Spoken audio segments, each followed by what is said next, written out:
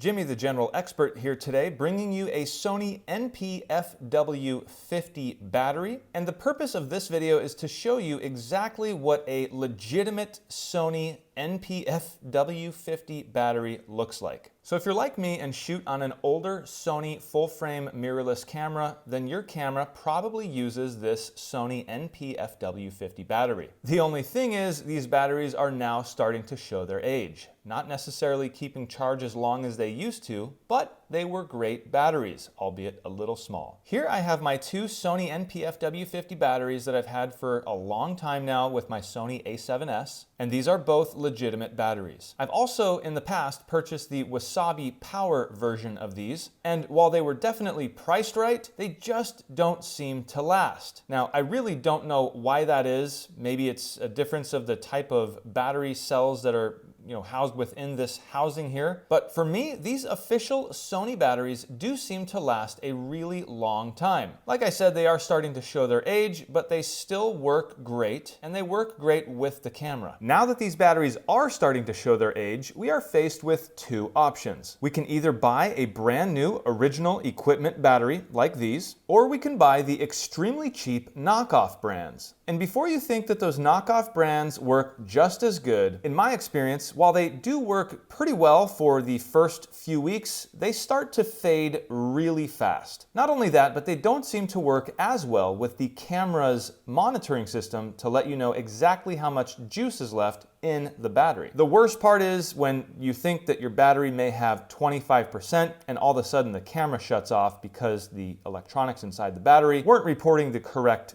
percentages. So that is why, for me, I've opted to add a brand new Sony original equipment NP-FW50 battery to the lineup. So let's take a closer look at the packaging and see what an official package and battery looks like. Well, from the side here, you can see just how high quality the packaging is. It's nice, thick plastic that's pretty firm. It's nicely rounded on all the edges. The print on the cardboard inside is nice and sharp. You can see that Sony logo looks completely legit. The letters are nice and sharp, evenly spaced. And you can see the edges here and the portion that houses the actual battery are raised. You can see the recycling embossing in the plastic, and again, more text and print that is very sharp. So let's open this thing up and look at the battery compared with my two others. Okay, so here is the brand new NP-FW50. Looking at the top portion of the battery here is probably the best way to make sure your battery is legitimate and not a fake. There is a hologram sticker here, and as we slowly turn the battery, we can see the different holograms involved. We have the Sony logo with an L behind it, we have an R, and we have what I'm assuming is a serial number. Of course, looking at the sticker here, we can see nice, sharp text. The rest of the battery's plastic seems to be put together really well. No cracks, no open edges. Everything just looks really good, as it should.